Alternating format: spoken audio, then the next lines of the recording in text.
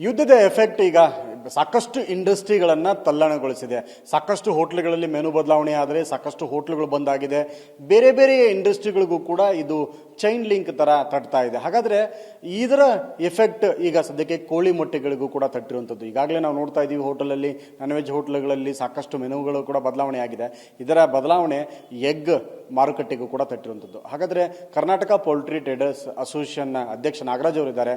ಏನೇನೆಲ್ಲ ಸಮಸ್ಯೆಗಳನ್ನ ಎದುರಿಸ್ತಾ ಇದ್ದಾರೆ, ಯಾವ ರೀತಿಯಾಗಿ ಮೊಟ್ಟೆ ದರ ಇಳಿಕೆ ಆಗ್ತಾ ಇದೆ, ಏನೇನೆಲ್ಲ ಸಮಸ್ಯೆಗಳು ಈ ವಾರಿಂದ ಎದುರಾಗಿದೆ, ಈ ವಿಚಾರಕ್ಕೆ ಸಂಬಂಧಪಟ್ಟ ಹಾಗೆ ಮಾತಾಡ್ಸೋಣ. ಸರ್, ಮೊದಲನೇದಾಗಿ ವಾರ ಎಫೆಕ್ಟ್ ಏನಿದೆಯಲ್ಲ, ಸಾಕಷ್ಟು ಸಮಸ್ಯೆಗಳಿಗೆ ಬೇರೆ ಬೇರೆ ಕ್ಷೇತ್ರಗಳಿಗೆ ಅಂಟಿಕೊಂಡಿದೆ. ಈಗ ತಮ್ಮ ಪೌಲ್ಟ್ರಿ ಅಸೋಸಿಯೇಷನ್ಗೆ ಏನು ಸಮಸ್ಯೆ ಆಗ್ತಾ ಇದೆ? ಸರ್, ನಮ್ಮ ಒಂದು ಕೋಳಿ ಉದ್ಯಮದಲ್ಲಿ ಅದರಲ್ಲೂ ವಿಶೇಷವಾಗಿ ಈ ಮೊಟ್ಟೆ ಕೋಳಿ ಏನು ಬೆಳೀತಾರಂತಲ್ಲ, ಆ ರೈತರಿಗೆ ತುಂಬ ಎಫೆಕ್ಟ್ ಆಗ್ತಾ ಇದೆ. ತಮಗೆಲ್ಲ ಗೊತ್ತಿರ್ಬೋದು, ಒಂದು 2-3 ತಿಂಗಳ ಹಿಂದೆ 7 ರೂಪಾಯಿ 8 ರೂಪಾಯಿ ತನಕ ಹೋಗಿತ್ತು ಮೊಟ್ಟೆ ರೇಟು. ಈಗ ಬಂದು 3.5-4 ರೂಪಾಯಿಗೆ ಬಂದ್ಬಿಟ್ಟಿದೆ. ಕಾರಣ ಇಷ್ಟೇ, ಈಗ ಮಧ್ಯಪ್ರಾಚ್ಯ ದೇಶಗಳಲ್ಲಿ ಯುದ್ಧ ನಡೀತಾ ಇರೋದ್ರಿಂದ ಅತಿ ಹೆಚ್ಚು ಮೊಟ್ಟೆ ನಮ್ಮ ಸೌತ್ ಇಂಡಿಯಾದಿಂದ ಅಲ್ಲಿಗೆ ರಫ್ತಾಗ್ತಾ ಇತ್ತು. ಸರಿಸುಮಾರು ಪ್ರತಿದಿನ 80 ಲಕ್ಷ ಮೊಟ್ಟೆ ಅಲ್ಲಿಗೆ ಹೋಗ್ತಾ ಇತ್ತು. ಈಗ ಅದು ಸಂಪೂರ್ಣ ಬಂದಾಗಿರೋದ್ರಿಂದ ಇಲ್ಲಿ ಮೊಟ್ಟೆ ಸೇಲ್ಸ್ ಬಗ್ಗೆ ಸ್ವಲ್ಪ ಎಫೆಕ್ಟ್ ಆಗಿದೆ. ಅದೇ ರೀತಿ ಈ ಬೇಸಿಗೆನಲ್ಲಿ ಹೆಚ್ಚು ಇಳುವರಿ ಬರ್ತದೆ ಮತ್ತು ಸೇಲ್ಸ್ ಕಡಿಮೆ ಆಗ್ತದೆ. ಚಳಿಗಾಲದಲ್ಲಿ ಅಂದರೆ ಆಮ್ಲೆಟು, ಎಗ್ ಬುರ್ಜಿ, ಈ ಥರ ನಾನಾ ರೀತಿಯ ಏನು ಮೊಟ್ಟೆಯಿಂದ ತಯಾರಾಗುವಂಥ ನಾನಾ ರೀತಿಯ ಖಾದ್ಯಗಳು ರೆಡಿ ಆಗೋದ್ರಿಂದ ಬೇಡಿಕೆ ಹೆಚ್ಚಾಗ್ತಾ ಇತ್ತು. ಈ ಬೇಸಿಗೆನಲ್ಲಿ ಮೊಟ್ಟೆ ಡಿಮ್ಯಾಂಡ್ ಕಡಿಮೆ ಆಗಿದೆ. ಮತ್ತು ಈ ಸ್ಕೂಲ್ಸ್ ಎಲ್ಲ ಬಂದಾಗಿರೋದ್ರಿಂದ ರಜೆ ಬಂದಿದೆಯಲ್ಲ, ಸೊ ಅಲ್ಲಿನೂ ಮೊಟ್ಟೆ ಕೊಡ್ತಾ ಇಲ್ಲ. ಅದು ಸ್ವಲ್ಪ ಎಫೆಕ್ಟ್ ಆಗಿ ಒಟ್ಟಾರೆಗೆ ಹೇಳ್ಬೇಕಂದ್ರೆ ಈ ಮೊಟ್ಟೆ ಕೋಳಿ ಬೆಳೆಯುವಂಥ ರೈತರಿಗೆ ತುಂಬ ನಷ್ಟ ಆಗ್ತಾ ಇದೆ ಈ ಯುದ್ಧದಿಂದ. ಸರ್, ಈಗ ಬೆಂಗಳೂರಿಗೆ ಎಷ್ಟು ಪ್ರತಿ ದಿವಸ ಬೇಡಿಕೆ ಇತ್ತು, ಎಷ್ಟು ಖರ್ಚಾಗ್ತಾ ಇತ್ತು, ರಾಜ್ಯಕ್ಕೆ ಎಷ್ಟು ಬೇಡಿಕೆ ಇತ್ತು, ಎಷ್ಟು ಖರ್ಚಾಗ್ತಾ ಇತ್ತು, ಮತ್ತು ಜೊತೆಗೆ ಕಳೆದ ಹಿಂದೆ ನಾವು 8 ರೂಪಾಯಿವರೆಗೂ ಕೂಡ ನೋಡಿದಂತಹ ಮೊಟ್ಟೆ ದರ ಸದ್ಯದ ಮಾರುಕಟ್ಟೆಯಲ್ಲಿ ಎಷ್ಟಕ್ಕೆ ಸಿಗ್ತಿದೆ? ಸರ್, ನಮಗೆ ಬೆಂಗಳೂರಿಗೆ 1.25 ಕೋಟಿ ಮೊಟ್ಟೆ ಪ್ರತಿನಿತ್ಯ ಬೇಕು. ಸರಿಸುಮಾರು ನಮ್ಮಲ್ಲಿ ಒಂದು 2.25 ಕೋಟಿ ಕರ್ನಾಟಕದಲ್ಲಿ ಉತ್ಪಾದನೆ ಆಗ್ತದೆ. ಅದರಲ್ಲಿ ಬಳ್ಳಾರಿ, ಕೊಪ್ಪಳ ಭಾಗದಿಂದ ಆಂಧ್ರ ಕಡೆ ಹೋಗ್ತದೆ, ಮತ್ತು ಸ್ವಲ್ಪ ಗೋವಾಗೆ ಹೋಗ್ತದೆ, ಮತ್ತು ಇನ್ನು ಮೈಸೂರು ಭಾಗದೆಲ್ಲ ಕೇರಳಗೆ ಹೋಗ್ತದೆ. ಇದನ್ನೆಲ್ಲ ಬಿಟ್ಟು ಬೆಂಗಳೂರಲ್ಲಿ 1.25 ಕೋಟಿ ಮೊಟ್ಟೆ ಪ್ರತಿದಿನ, ಹೌದು, 1.25 ಕೋಟಿ ಮೊಟ್ಟೆ ಸೇಲ್ ಆಗ್ತಾ ಇತ್ತು. ಮತ್ತು ಅತಿ ಹೆಚ್ಚು ಮೊಟ್ಟೆ ನಾಮಕಲ್ಲಿಂದನೇ ಬೆಂಗಳೂರಿಗೆ ಬರ್ತಾ ಇತ್ತು. ಈಗ ಅದಕ್ಕೆಲ್ಲ ತೊಂದರೆ ಆಗಿದೆ. ಪ್ರೆಸೆಂಟಲ್ಲಿ ಎಷ್ಟು ಬೆಂಗಳೂರಿನಲ್ಲಿ ಮೊಟ್ಟೆ ಖರ್ಚಾಗ್ತಾ ಇದೆ, ಎಷ್ಟು ಬಳಕೆ ಆಗ್ತಾ ಇದೆ ಪ್ರತಿ ದಿವಸ? ಸರ್, ಮೊಟ್ಟೆ ಈಗ ಒಂದು 80 ಲಕ್ಷ ಇಳಿದಿದೆ ಅಂತ ಹೇಳ್ಬೋದು. ಸ್ವಲ್ಪ ಸೇಲ್ಸ್ ಡೌನ್ ಆಗಿದೆ.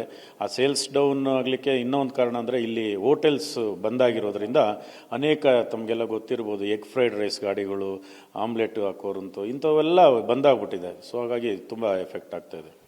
ರಾಜ್ಯದಲ್ಲಿ ಹೋಟ್ಲುಗಳು ಬಂದಾಗಿರೋದ್ರಿಂದ ಒಟ್ಟಾರೆ ರಾಜ್ಯಕ್ಕೆ ಒಂದು 4-4.5 ಕೋಟಿ ಎಷ್ಟು ಮೊಟ್ಟೆಗಳು ಬೇಕಿತ್ತ, ಈಗ ಎಷ್ಟು ಪ್ರೆಸೆಂಟ್ ಬಳಕೆ ಆಗ್ತಾ ಇದೆ, ಯೂಸ್ ಆಗ್ತಾ ಇದೆ, ಎಷ್ಟು ಉಳಿತಾ ಇದೆ? ಸರ್, ಹತ್ರ ಒಂದು 30% ಮೊಟ್ಟೆ ಈಗ ಉಳಿತಾ ಇದೆ ಸರ್. ಪ್ರತಿಯೊಂದು ಫಾರ್ಮ್ಗಳಲ್ಲಿ ಸೇಲ್ಸ್ ಆಗದೆ ಒಂದು ಮೊಟ್ಟೆ 30% ಎಫೆಕ್ಟ್ ಆಗಿದೆ ಸರ್. ಈಗ ಉಳಿದಂಥ ಮೊಟ್ಟೆಗಳನ್ನ ಈಗ 1.25 ಕೋಟಿ ಬೆಂಗಳೂರಿಗೆ ಬೇಕು, ಹಾಗಾದ್ರೆ 80,000 ಖರ್ಚಾಗ್ತಾ ಇದೆ ಅಂತಿದ್ದೀರಾ. ಉಳಿದ 30,000-35,000 ಮೊಟ್ಟೆಗಳು ಏನು ಮಾಡ್ತಿದ್ದೀರಾ? ಅದನ್ನು ಪಾಪ ರೈತರು ಫಾರ್ಮಲ್ಲೇ ಅದನ್ನು ಡಿಸ್ಟ್ರಾಯ್ ಮಾಡಬೇಕಾದ ಪರಿಸ್ಥಿತಿ ಬಂದಿದೆ. ಓಕೆ, ಇಂತಹ ಒಂದು ದೊಡ್ಡ ಸಮಸ್ಯೆಗೆ ಈ ಬಾರಿ ಉದ್ಯಮ ಸಿಲುಕಾಕೊಂಡಿದೆ. ಮೊದಲೆಲ್ಲ ನಾವು ಎಷ್ಟು ಬೇಡಿಕೆ ಇತ್ತು, 8 ರೂಪಾಯಿ ತಲುಪಿದಂಥ ಮೊಟ್ಟೆ ಪ್ರೆಸೆಂಟ್ 3 ರೂಪಾಯಿ 3.5 ರೂಪಾಯಿಗೆ ಸಿಗ್ತಾ ಇದೆ. ಏನು ಹೇಳ್ತೀರಿ? ಅದೇ ತುಂಬ ಬೇಸರ ಆಗ್ತಾ ಇದೆ. ಪಾಪ ತುಂಬ ಕಷ್ಟಪಟ್ಟು ಬೆಳೆದಂಥ ರೈತರಿಗೆ ತುಂಬ ನಷ್ಟ ಆಗ್ತಾ ಇದೆ. ಯಾಕಂದರೆ ಇವತ್ತು ಒಂದು ಮೊಟ್ಟೆ ಬೆಳಿಲಿಕ್ಕೆ 4-4.25 ರೂಪಾಯಿ ಖರ್ಚು ಬರ್ತಾ ಇದೆ. ಇವತ್ತು ಅವರು ಲಾಸಲ್ಲಿ ಹೋಗ್ತಿದ್ದಾರೆ ಅಂತ ಹೇಳಲಿಕ್ಕೆ ಇಷ್ಟಪಡ್ತೇವೆ. ಹಾಗೆಯೇ ನಮ್ಮ ಏನು ಬೆಂಗಳೂರಿನಲ್ಲಿ ಬ್ರಾಯ್ಲರ್ ಕೋಳಿ ವಿಷಯಕ್ಕೆ ಬರೋದಾದರೆ, ಇವತ್ತು ಗ್ಯಾಸಿನ ವಿಚಾರದಲ್ಲಿ ನಾವು ಹೇಳಬೇಕು ಅಂದರೆ, ನಾವು ಯಾವುದೇ ಕಾರಣಕ್ಕೂ ಗ್ಯಾಸ್ ವಿಚಾರದಲ್ಲಿ ಕೋಳಿ ಏನು ರಿಟೇಲ್ ಶಾಪ್ಸ್ ಇದೆ, ನಾವು ಸರ್ಕಾರಕ್ಕೆ ಯಾವುದೇ ರೀತಿ ತೊಂದರೆ ಆಗದೇ ರೀತಿ ನಾವೇ ಒಂದು ತೀರ್ಮಾನ ತೆಗೆದುಕೊಂಡಿದ್ದೀವಿ.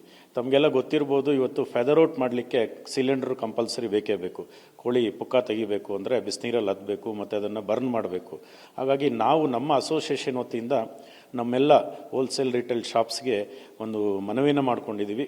ದಯವಿಟ್ಟು ಈ ಫೆದರ್ ಔಟನ್ನು ನಿಲ್ಲಿಸಿ ಗ್ರಾಹಕರಿಗೆ ಸ್ಕಿನ್ ಔಟ್ ಕೊಡಿ ಅಂತ ಹೇಳಿದ್ದೀವಿ. ಅದೇ ರೀತಿ ನಮ್ಮ ಗ್ರಾಹಕರು ಅಷ್ಟೇ ಈ ಒಂದು ಕಷ್ಟದ ಸಮಯದಲ್ಲಿ ಆ ಕೋಳಿ ಅಂಗಡಿಗಳವ್ರ ಜೊತೆ ಸಹಕರಿಸಬೇಕು.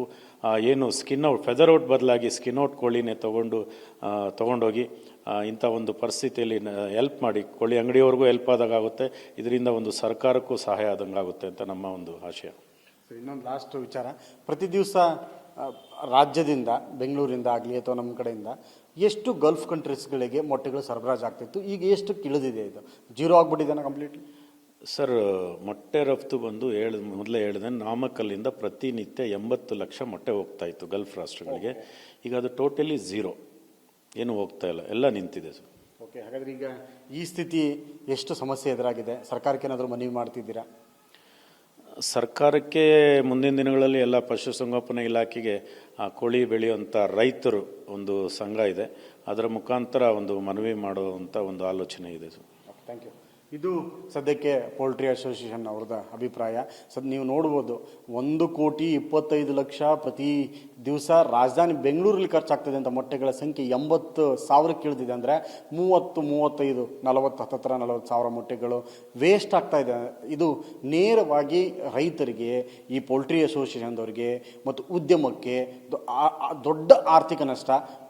ಕೇವಲ ಸಾವಿರಾರು ಕಿಲೋಮೀಟರ್ ದೂರ ನಡೀತಿರೋಂಥ ವಾರು ನಮ್ಮ ರಾಜ್ಯಕ್ಕೆ ಏನು ಎಫೆಕ್ಟ್ ಇಲ್ಲ ಅಂತ ನಾವು ಅಂದ್ಕೊಂಡಿದ್ವಿ, ಆದರೆ ನೇರವಾಗಿ ಅದು ನಮ್ಮ ಮನೆಯ ಕಿಚನ್ಗೆ, ನಮ್ಮ ಜೇಬಿಗೆ, ನಮ್ಮ ಉದ್ಯಮಕ್ಕೆ ಬಂದು ನಿಂತಿದೆ. ಹೀಗಾಗಿ ಈ ಬಗ್ಗೆ ಕೂಡ ಸರ್ಕಾರಗಳು ಒಂದಿಷ್ಟು ವ್ಯವಸ್ಥೆಗಳನ್ನ, ಕ್ರಮಗಳನ್ನು ತೆಗೆದುಕೊಳ್ಬೇಕು. ಅದರ ಬಗ್ಗೆ ಕೂಡ ಅಸೋಸಿಯೇಷನ್ದವರು ಮನವಿ ಮಾಡ್ತಿರುವಂಥದ್ದು. ಕ್ಯಾಮರಾಮನ್ ಬಾಲಾಜಿ ಜೊತೆ ವಿನಯ್ ಕುಮಾರ್, ಕಾಶ್ಮೀರ, TV9 ಬೆಂಗಳೂರು.